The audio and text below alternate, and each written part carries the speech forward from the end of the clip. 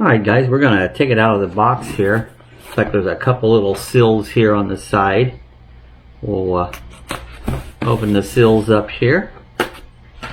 And it looks like it's just a sleeve. And we'll slide this off. It's got a nice black box here. Let's open the top. Alright, right here at the top here starts out, we have a quick start guide. This looks like it's the instruction booklet here. Pull that off to the side here. Yeah, it's got all kinds of the information about the camera, how to set it up and that. So we've got that. It has a says share. This has a you can buy an additional GPS unit, and it also share your speed limit here. So you can buy the extra one of those there if you care to do that there. At this point, I'm not sure that we're going to get that, but you can know that's available. It's got a place there you can follow us on YouTube and Facebook. So, and then here's the manual. We'll get it backwards here. Alright guys, here's the manual for the camera. Looks like it's quite extensive. A lot of information. We'll go over that as we go on with our review here. The unit itself is in a little plastic bag here.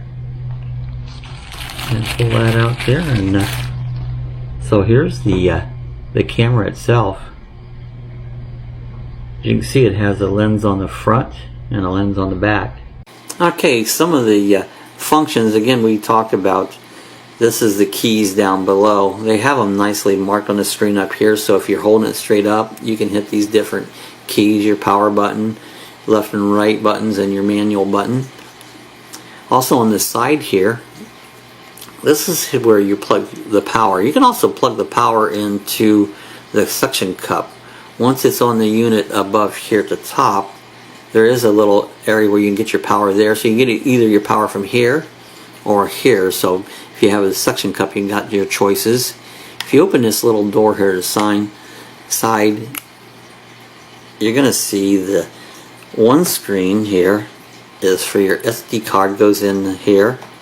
And if you want to hook this up to a big screen TV, this you can put a HDMI cable right here, and then you can stream your pictures to your big screen television. I wanted to show you another little. I saw this and Ellen had pointed out. If you notice, the lens kind of sticks up a little bit there. So if you're using this outside the car, you want to make sure that you don't put it down on a surface, so you don't scratch your lens or anything. The back lens doesn't seem like it sticks out so much, but you want to protect your lens so that when it's not in the car, you don't want to scratch them up and then have that scratch that showed up in your camera thing. So guys, this is a little bit of a review of the unit itself. Alright guys, I want to show you some of the functions of the dash cam.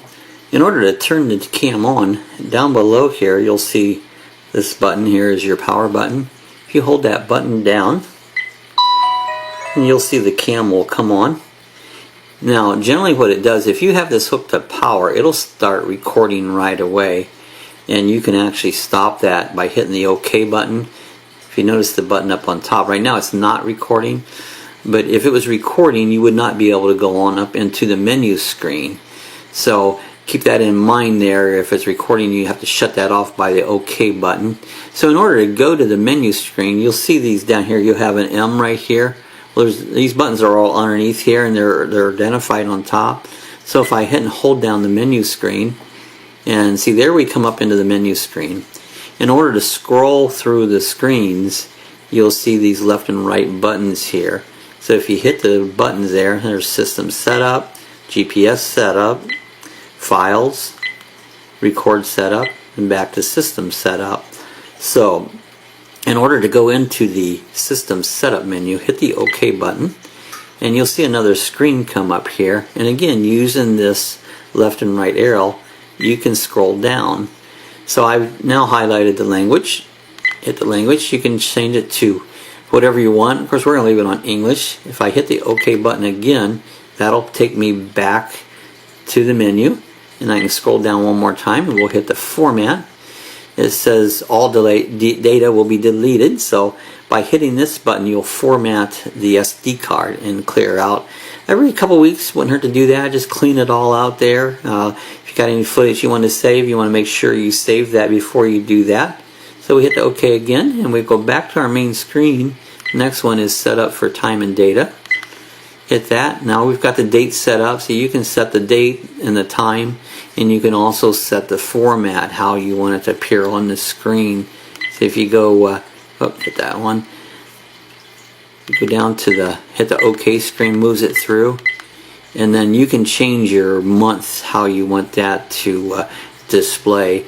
See if I hit that, see it's got the day, month and year, year, month and day, and see I'm going to leave it here at month, day and year. And so after you get all those settings, hit your enter again button. This one screen here, you got to hit the back screen. Sorry about that. Usually you can hit the OK, but to get out of the menu, you got to hit the back screen. Let's scroll on down to the next one. The auto LCD off. What this will do is your screen, if you're driving down the road, you might not want the picture of the screen come up, so you can set that either that it's never on, it stays on for 1, 3, or 5 minutes, and then it'll go black. This way, if you happen to get stopped or something, then you may not want the police to know that you're recording this. It doesn't look like it, because the only thing will be lit at that point, this little button here where it says P and the triangle, that little triangle will have a blue. That's the only thing will be on it. So you can set that whatever you want. Hit the menu back again, and let's scroll on down here. Now we have the device sound. You can turn the sound off or on. I have mine on because I like to hear the sound of what's going on. And then we can have the none auto use power off. So what this does is after it's idle for so many minutes, it'll actually shut off as if it's not being used. I have this set up for 3 minutes. You can set it anywhere from 1 to 3, or you can set it off, and that'll turn the unit off. Frequency, you probably won't use this. We keep it at 60. That's for United States. Other countries has different kilohertz, but I leave mine at 60. Move on down to system info. This tells the info of the camera itself, the model number and that. And then let's scroll on down to default settings. Now if you want to return this back to the factory default, you can set it back to the factory default. Now to get back out of this menu is hit the menu button again. Now we can go ahead and go in. There's a GPS setup mode. So if we go into that, now I don't have the GPS. This is an optional feature that you can put on this unit. And if you click on there, I have it set to off right now because I don't have one. But if you have the GPS mode, you can turn it on, and this will tell you your location where you're at. I'm not sure if we'll get this in the future. We might. And then speed unit, it'll tell you your speed, how fast you're going. I have it set right now for miles per hour because that's what we use in the United States. But if you want kilometers, you could set it for kilometers. And that's pretty much the GPS setup. Now you can go here to your files. This will show you where your files are recorded at. You'll have event files. This is event, like if somebody bumped your car, it'll throw it in the event. If you hit this button off here, if there's an event happen, that'll automatically put it in the event folder. What that folder will do is it won't relace, if it won't write over top of that. So you might want to keep those. The normal is just your normal photos that you take, and that'll get written over after a while. And then you can also take photos by hitting this button anytime you'll take a photo, or you can look at all your photos here on it. So that's That is into the Files folder. Now if we move on for Record Setup, now you can change the resolution. Scroll down here to the resolution. Right now if you put it on the dual 1920 by 1080, 30 frames per second, this will have the front and back camera working together. If you move this on down, let's scroll down one more, we can go, this will be just the front camera. You can set the front camera higher resolution. You have 2560 by 1440 at 30 frames. You can set it at the 2304 by 1296 at 30 frames. Or you can set it at 1920 by 1080 at 60 frames. So you can change all these frame rates. But I'll leave mine on the dual right now, but if you just wanted the one camera, you can get a higher frame rate. We might use that now and then if we're just doing videos for the channel. So now we'll back here to the loop recording. Loop recording will tell you how many minutes it's going to record a particular loop. For 1 minute, this means there'll be 1 minute segments, or 3 minute segments, or 5 minute segments. And it'll continue doing those in those segments, and once the card gets full, it'll start from the beginning and start recording over that. You'll have what's left there until it reaches that point, but it'll save them in different segments. If you put it on off, what it'll do is it'll do the 20 minutes, and then at the end it'll start recording right over top of it, so it won't save nothing this way. Otherwise you can have different segments saved. And so we're going to leave ours on 5 minute segments. The G sensor is set up. Now you can set the G sensor for off, high, medium, or low. The G sensor is if somebody was to bang in your car, if you're in a parking lot, it bangs it, what does it set the recording to start off at? And when it does that, it will save that in your file so that it doesn't erase it, because it becomes an event. So you can set that. If you set it too high, it'll trigger too quick. Too low, it'll trigger it not quick enough. So I just set it on medium for right now. Now auto recording. If you set the auto recording on or off, that means it just automatically starts recording. I have mine set to the on. Then you can go on down to parking mode. Now the parking mode, you need to have the unit hooked up so it has power all the time. This could possibly become an issue if you've let it park, say, in your garage for days, possibly run your car battery down. I have mine set up right now. I have the cigarette plugger that plugs in, and that's hot all the time in my car. So what I do with this is when I get home, I unplug that, and this shuts the unit off. But say I was just gone maybe for an hour into the shopping mall or wherever, but I wanted the parking mode on, I can plug that into the cigarette lighter and leave it run. And I haven't tested this out, but I'm sure it won't go dead. It won't run your car battery dead in an hour. And so at this point, what I would want to do is leave that on. So we're going to scroll down here to on, hit OK. And this way the parking mode will be on. You can also change the exposure rate. If you need it lighter or darker, you can change it. I got it set at 0 right now, but if you had a dark day and you wanted it a little lighter, you could lighten it up. Then we have a number plate. The number plate, they generally use for like businesses. Say you had a fleet of trucks and you identify this particular unit with that number. So this will display on the screen. You can have it or not have it displayed on the screen. And since we don't have a fleet, but we just called it Lucky Dog. You could put it nothing if you wanted to, but we just called it Lucky Dog.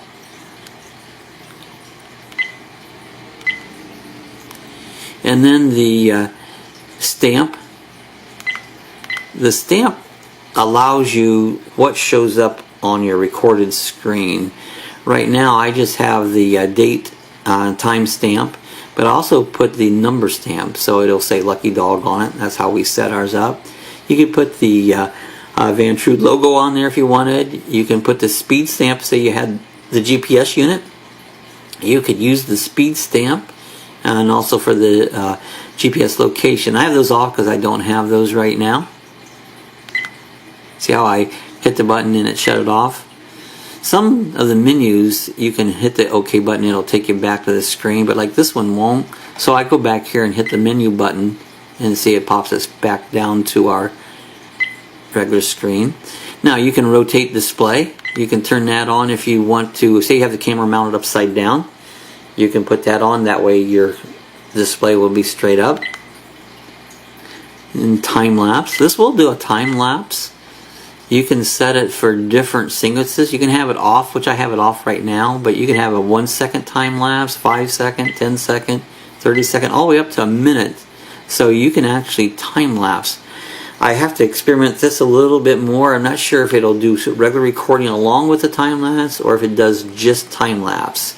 The time lapse records a series of pictures and puts it together so that it time lapses it. And then power off display. This I have this on, so it'll power off. Delay will not shut it off right away. As soon as I lose power, it'll stay on for so many seconds before it shuts off. It won't shut it off immediately. You can turn that off or on. We have ours on. And so that's pretty much all the screens in this section here. Okay, there is actually more in this one. We have the resolution. Oh, we already went over that.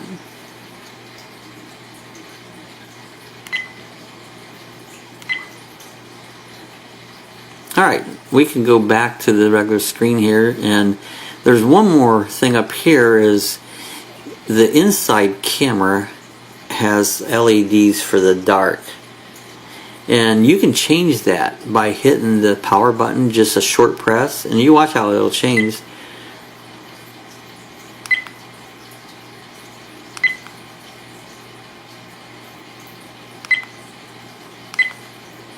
See how it changes there? See, I have it right now, it's auto. It'll come on when it gets dark. It'll be on all the time, or it'll be off. Now right now I have it set for off, and this way when it's on, you put it in this mode of auto. Auto will do color recording as long as there's enough light. Once the LEDs come on, it goes to a black and white setting. If you leave it on all the time, everything inside the cabin will be black and white. Right now I just choose to put it off so everything's color for right now. So that's another setting you can do here. You can also set the microphone, whether you have it on or off. You can see when it's off it has a thing, and the microphone shows up when it's on. The next button here, you can turn the screen. You can toggle the screen off and on, and see it'll come back on, and that is the right arrow key. And then the manual will go actually to the manual, unless it's recording. If it's recording, it won't go back to the manual screen. So that's some of the screens that you can set up on the camera. Really, it's quite versatile. If you go down the road and you've got an incident and you want to save it, just hit this button over here.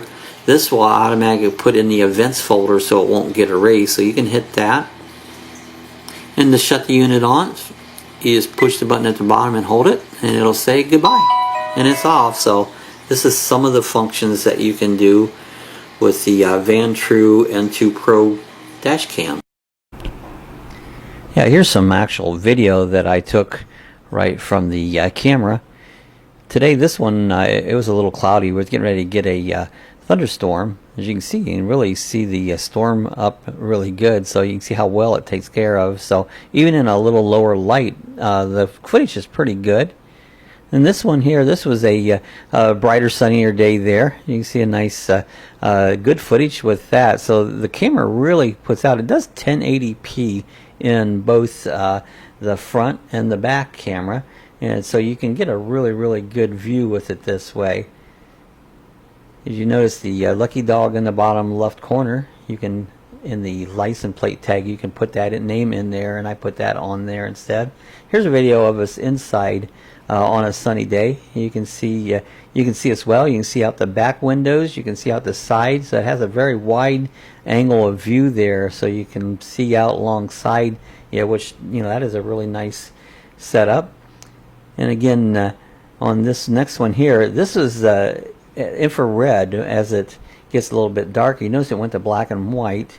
And so you still see it very clear. It's just a black and white because it's using the infrared in the lower light on it. So it works really well. I hope it voices the car up a little bit.